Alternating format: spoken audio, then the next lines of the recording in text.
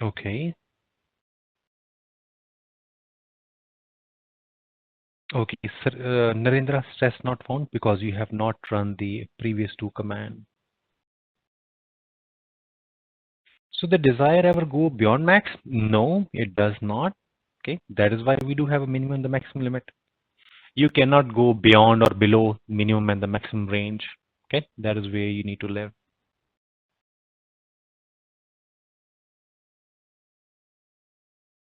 Okay.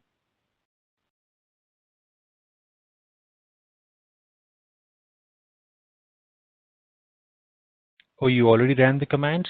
You might have ran the commands incorrectly. Okay, they may not be successful. All right.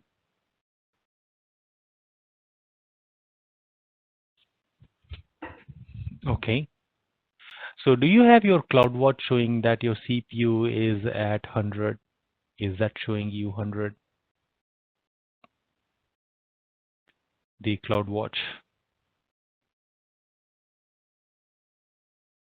Okay.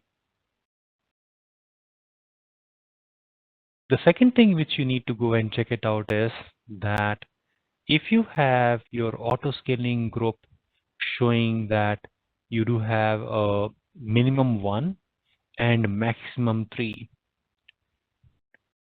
or you forgot to change that. Okay, if it is still as 1, then it's not. Okay, if the desired capacity is not increasing to 2, so try to refresh the page. Okay, try to refresh this page. It does not auto refresh.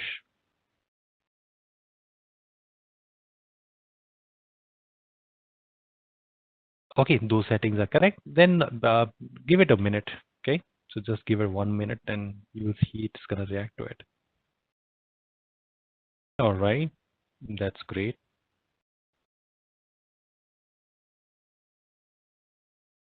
Brilliant, very nice. Now, if you want to interrupt the stress, you can simply go and say Control C. It's gonna go and interrupt this. It's gonna go and interrupt this stress command. Okay, and then your utilization is gonna come down. Okay, the utilization is gonna cool down. And once the utilization is gonna be down, you will find that it is gonna start reducing the active number of servers. Okay, your servers gonna start going down.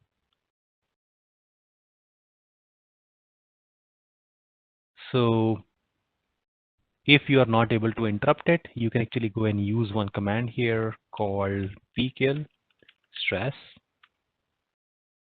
and that is actually gonna go and kill the active stress processes, and your CPU utilization is gonna come down. Okay.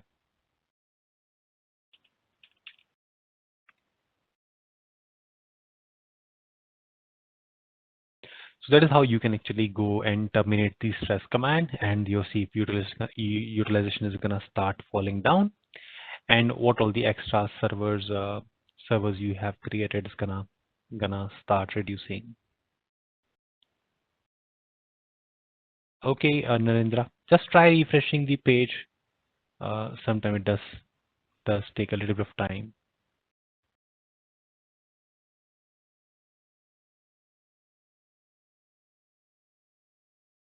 Okay, how to see the CPU performance at a 1 minute interval?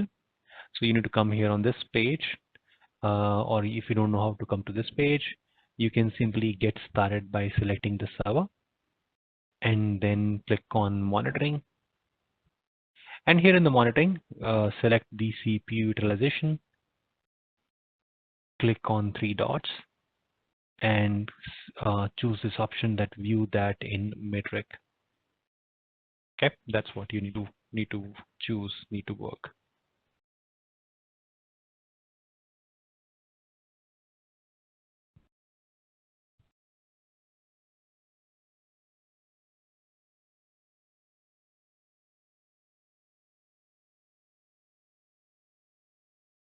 All right.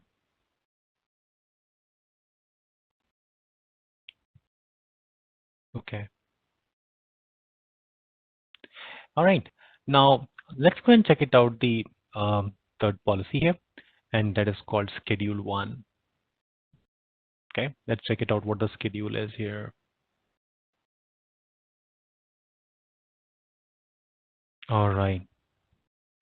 Okay, so if you don't interrupt this test command, is it going to trigger the third one?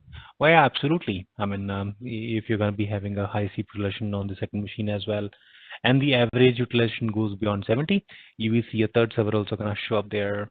Okay, all right. So P-kill stress. Oh, there is no dot in between. So just single word, P-kill and space stress. Okay, all right.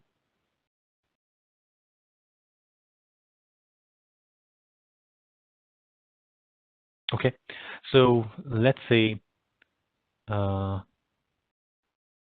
I'm going to be looking at this schedule 1, and the schedule 1 is going to be helpful when you can actually predict that when do you need more servers. Okay, so for example, if you're going to be going and having you know a conference in your office, or if your company is going to be going and publishing your annual result, you know that Monday your company is going to publish your annual financial results, and then uh, and then when and when your more number of users are going to be going and consuming your website at that point of time. Okay, so which means you actually want your environment to be ready to handle the extra number of users which are going to be coming on Monday. So that is where the schedule is going to be helpful. Or if you're going to go and host a annual conference in your office, and you know that there are going to be 50 or 100 extra participants who are going to be going and joining your office location, and they do need to use more resources, and maybe you want to have the conference for one full week. That means you do need more extra servers for the entire week, but you only want during the conference time. You don't want outside the conference timing window. So that is where the schedule is gonna be coming into the picture.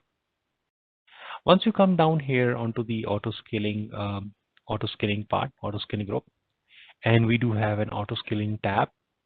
Underneath the auto scaling, we do have a predictive scaling. Predictive scaling is based on your past historical utilization. And under the predictive scaling, we have a schedule actions. And if you go and click on, say, I want to go and create a schedule action, and that is where you can actually go and define that how many extra servers you do need during that time. Okay.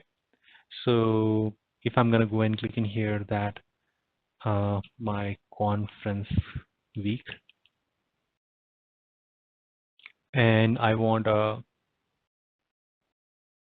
okay, and I want a 20 extra servers during that time, and I want that to have a recurrence every day. Okay, we want this to happen every day, and we want these extra servers to be booted, to be created from Monday 8 in the morning, and I want them to be gone every day for the entire next week by 6 in the evening. So that is how we can actually go and build a kind of a schedule in which we do need an extra machines. Uh, we do need an extra machine which are gonna be automatically created in advance whenever we expect there are gonna be more number of users gonna connect to it. Okay, so this is how you can actually put a schedule for anything you wish for. Okay, so this is known as a proactive policy because you're going to be making your environment ready in advance. You're not reacting to a situation. Okay, so just keep in mind. So sometime Amazon is going to be going and asking you a question in the exam that, okay, how you can go and keep your environment ready in advance so that whenever there's going to be a more number of users, your environment is automatically going to be ready and available for them. Okay. All right. So hope this makes sense. Okay. So I think these are the three different policies which I actually want to discuss, want to show them to you. Okay. So this exercise needs a little patience. Okay. So you need to refresh the page, and these are the three different policies which I actually want to application you want to go and provide in CloudWatch. Okay. And one more interesting thing about the CloudWatch is, let me try to show you something more on the CloudWatch.